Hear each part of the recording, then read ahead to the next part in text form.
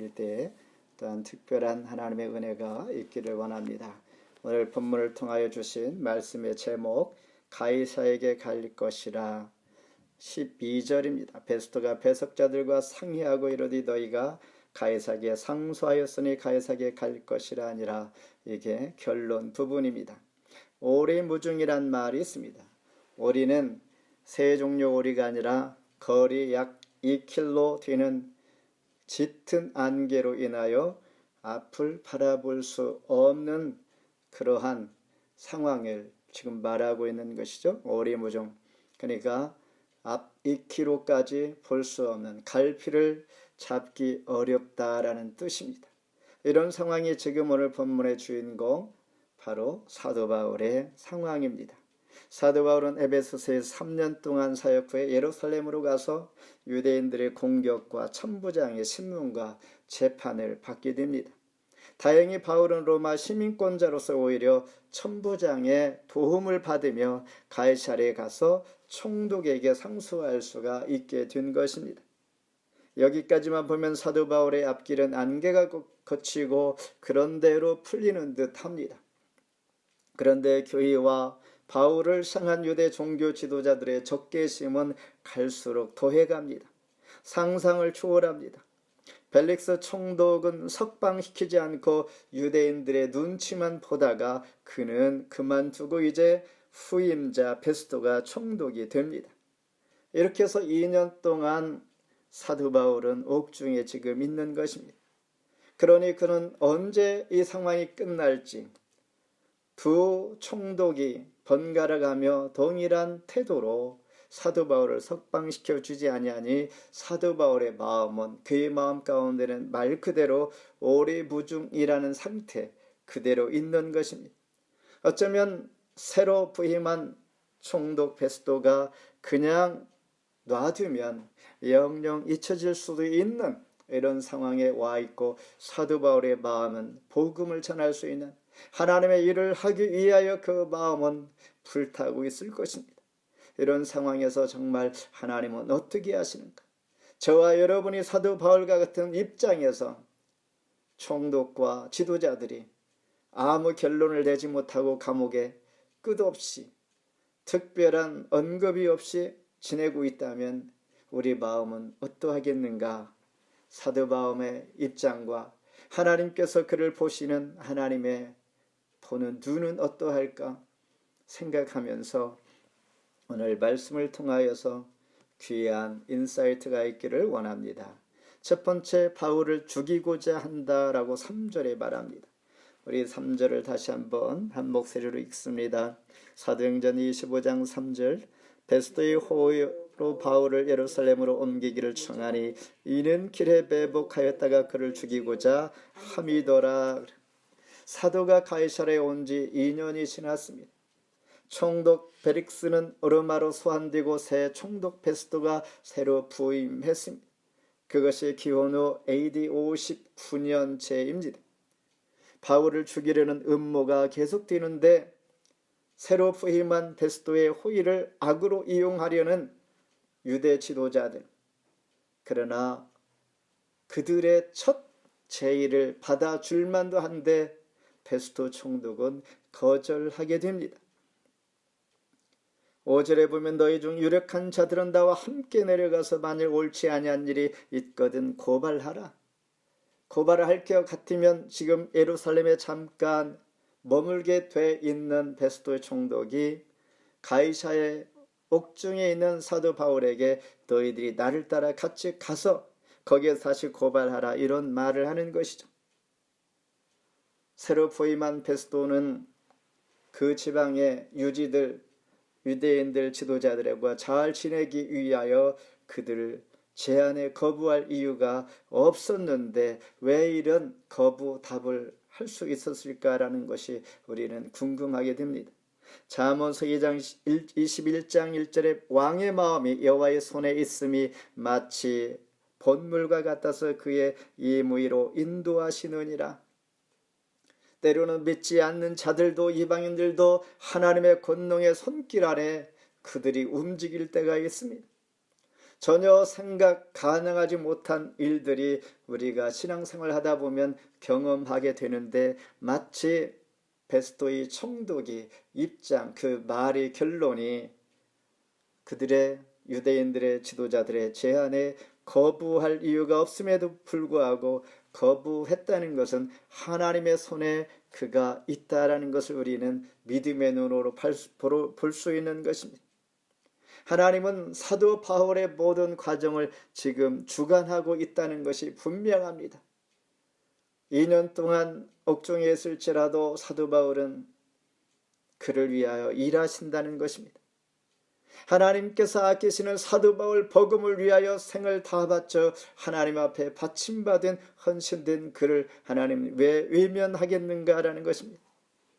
아끼는 그를 왜 어렵게 하나님께서 하시는가라는 것입니다. 오늘 믿음에도 불구하고, 하나님 앞에 기도함에도 불구하고, 하나님 앞에 헌신된 자임에도 불구하고 고민과 고통과 어려움을 당할 때가 있는데, 우리는 우연치 않게 그냥 내 팔자이거니라고 생각할 이유가 없는 것은 하나님께서 우리를 지켜주시고 계획 가운데 간섭하고 있다는 사실을 우리는 영의 눈으로 볼 수 있도록 하나님 앞에 구합시다. 다윗도 이런 말씀 시를 줍니다. 시편 23편 4절에 내가 음침한 사망의 골짜기로 다닐지라도 해를 두려워하지 아니할 것은 주께서 나와 항상 함께함이라. 주의 지팡이와 막대기가 나를 안위하시나이다. 요셉도 그랬습니다.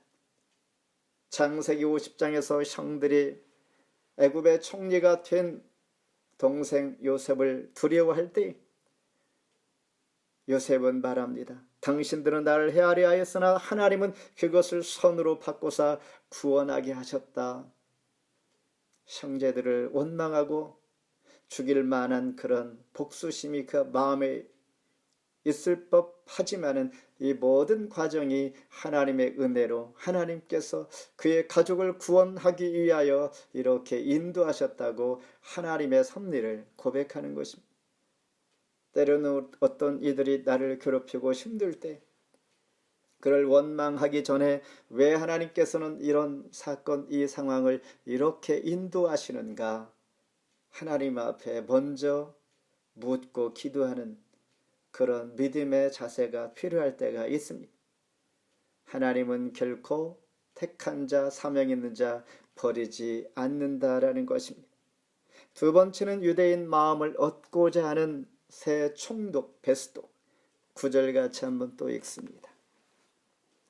베스도가 유대인의 마음을 얻고자 하여 바울더러부터 너희가 예루살렘에 올라가서 이 사건에 대하여 내 앞에서 신문을 받으느냐.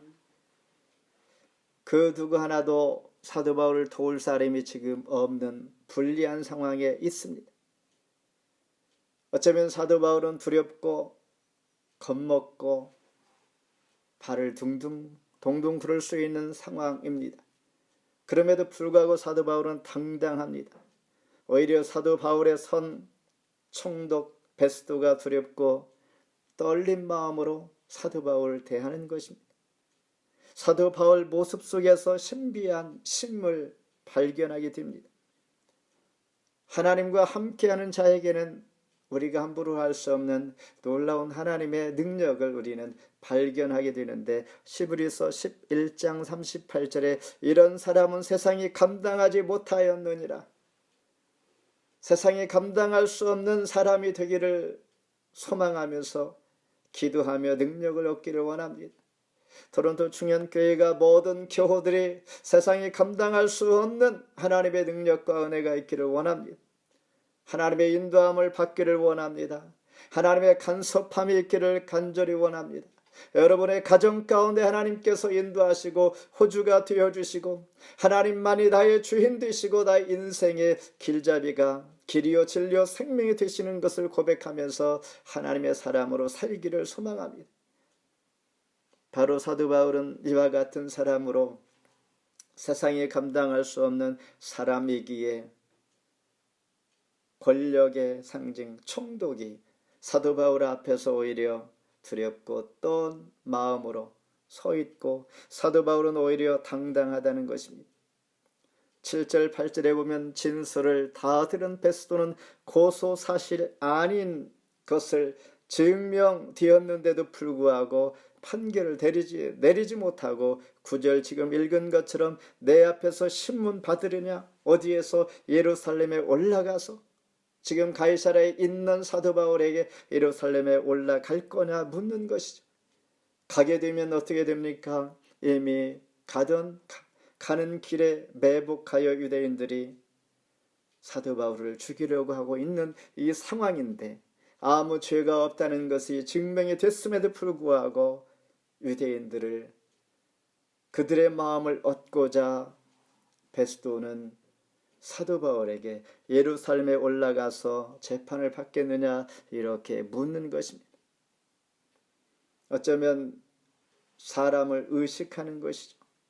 밀란이 일어날까봐 많은 사람들의 소요를 두려워했던 베스도 총독은 진리가 진리 되는 것을 인정하지 아니하고 눈 감고 오히려 사람들을 바라보면서 사람들의 마음 환심을 사기 위하여 이런 제안을 하고 있다는 것입니다. 사도행전은 로마 총독들의 행동에 대해서 표현을 자세히 보면 이렇게 표현합니다. 24장 26절에 동시에 또 바울에게서 돈을 받을까 바라는 거로 더 자주 불러 같이 이야기하더라. 벨릭스 총독은 사도 바울이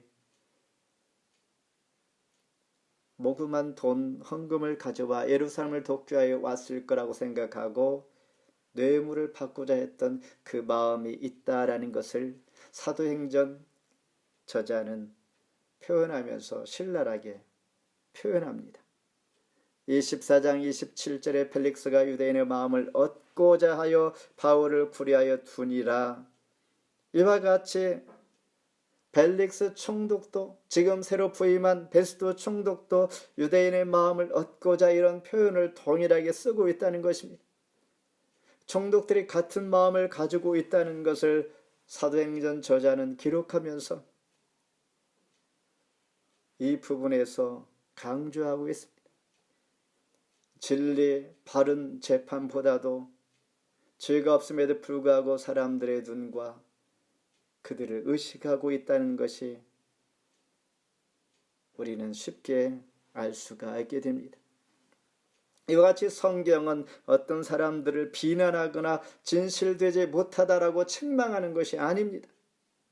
단지 죄인들의 원리, 죄인들의 모습, 그들의 행동, 그들의 가치가 어떤 것인지를 말해주고 있는 것이죠. 죄인들은 당연히 그런 것이죠. 그들은 가치 기준이 없다는 것입니다. 그러므로 세상에는 진리가 없는 것입니다. 5세기 철학자 프로타고라스는 인간이 만물의 척도라고 그랬습니다. 중세에는 종교가 척도요, 근대에는 과학이 척도요, 포스트 모더닌 시대에는 척도가 없다라고 선언하게 이른 것입니다. 그렇다면 진정한 진리, 그리스도인들이 하나님 말씀을 가지고 원망하고 책망할 것이 아니라 세상은 하나님을 알지 못하는 자들에는 진리의 기준이 없다라고 인정하면서 바로 이 시대에 오직 성도들만이 삶을 바르게 진리를 붙들고 있는 자들이 진정한 척도, 기준이 된다라는 것입니다. 하나님은 저와 여러분을 그런 자로 택하여 오늘도 하나님 진리 가운데 서겠다는 것, 내가 있는 자리, 나를 하나님의 자녀 삼아 주시고 하나님의 백성 된 것, 이 자체가 바로 가치가 있는 것이요 진리의 척도요, 세상을 바라보면서 실망과 낭망할 이유가 없다는 것입니다. 책망할 것도 없는 것입니다. 하나님을 아는 자들의 기준이 말씀에 있고 말씀 의지에 사는 자들은 말씀 안에서 견고하게 이것이 진리요 주님을 바라보고 가는 것입니다. 마지막으로 가이사랴에 상소하고자 11절입니다. 같이 읽습니다. 11절. 만일 내가 불의를 행하여 무슨 죽을 죄를 지었으면 죽기를 사양하지 아니할 것이나 만일 이 사람들이 나를 고발하는 것이 다 사실이 아니면 아무도 나를 그들에게 내줄 수 없나이다. 내가 가이사랴에 상소하노라 한데 바울이 가이사 황제에게 항소했을 때 단지 공정한 재판을 받고자라고 생각한 것 외에도 로마에 가고자 하는 그의 복음의 열정이 그 안에 있었습니다. 이미 19장 21절에 보면 이 일이 있은 후에 바울이 마게도냐와 아가야를 거쳐 예루살렘에 가기로 작정하여로되 내가 거기 갔다가 후에 로마도 보아야 하리라 이렇게 고백을 하는 것을 보았습니다. 이 재판의 결론은 어떠한가? 내가 도무지 죄를 범하지 아니하였노라. 내가 가이사께 상소하노라. 여기에서 끝나지 아니고 사도 바울은 로마로 가겠다. 즉 사도 바울은 순교지를 선택하는 것입니다. 그리고 사도 바울 마음 가운데는 이런 하나님의 음성과 하나님 말씀하시는 기억 있습니다.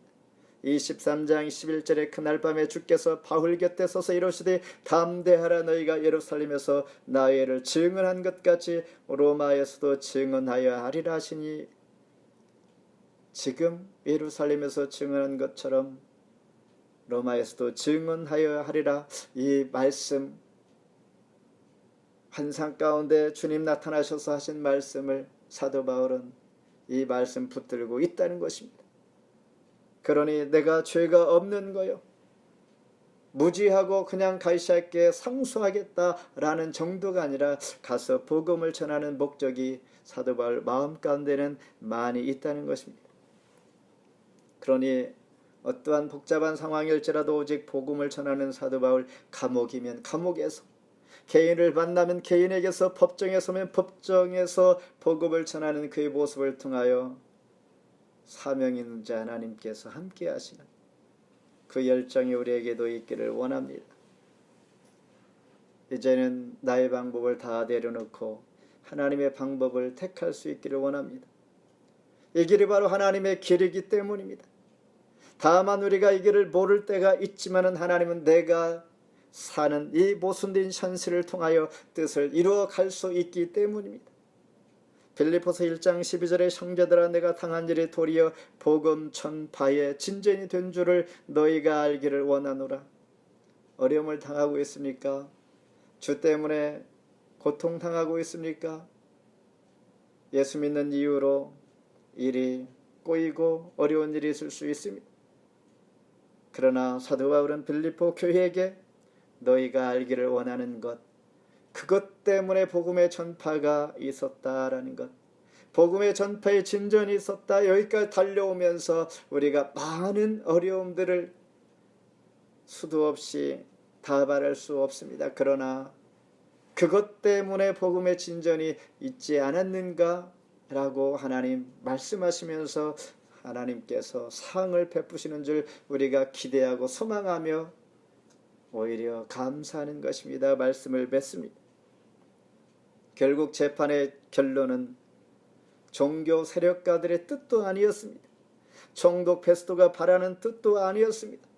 그 결론의 재판을 누가 알았겠는가? 당연히 유대인들은 사도 바울을 죽이려고 했기 때문에 어떠한 수를 썼으래도 그 죄목을 찾아내 골탕을 먹이는 것이었고 죽이기까지 음모했던 것이고, 총독은 유대인들의 그 마음을, 환심을 사기 위하여서 분명히 사도 바울은 문제가 있을 것이다 라고 생각했을 것인데, 총독의 권력도 유대인 종교 세력가들의 뜻도 아니었고 오직 하나님의 섭리에서 바울이 로마로 가게 되는 것이 바로 재판의 결론이었습니다. 이 결론을 그 누구도 예상할 수 없었던 것이었습니다. 믿음의 사람은 어떤 순간에서도 주님의 품 안에서 주님과 동행해야 합니다. 주님께서 주시는 지혜로 사는 것입니다. 이제 사도 바울은 죄수의 몸으로 로마로 이송될 것입니다. 비록 죄수의 몸이지만은 복음을 전하게 될 것이다 라는 것입니다.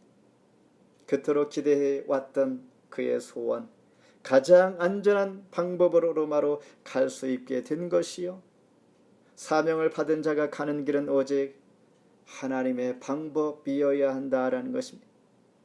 이제는 내 방법이 아니라 하나님의 방법대로 내 마음대로 하고 싶어도 내 뜻대로 내 계획과 내 지식과 내 지혜, 내 생각이 아무리 옳을지라도 이제 하나님 방법대로 하기를 원합니다. 하나님께 충성을 다할 수 있기를 원합니다. 이런 고백으로 사는 자가 하나님의 은혜에 붙들림 된 자입니다. 이사야 41장 10절에 그런 자에게 두려워하지 말라. 내가 너와 함께함이라. 놀라지 말라. 나는 너의 하나님의 됨이라. 내가 너를 굳세게 하리라. 참으로 너를 도와주리라. 참으로 나의 의로운 손으로 너를 붙들리라. 아멘. 기도합니다. 하나님 감사합니다.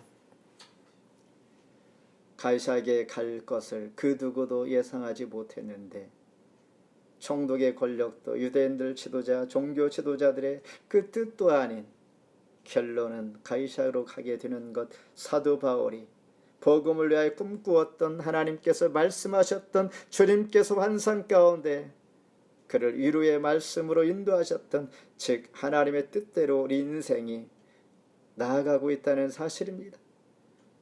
하나님의 놀라우신 계획 안에서 그 목표를 향하여 과정 중에 있다는 사실을 깨닫고 이 과정 가지고 우리가 고통하거나 괴로워하거나 책망하거나 낙심 포기하지 않게 해주시고 하나님을 바라보게 하여 주시옵소서. 예수님 이름으로 간절히 기도합나이다.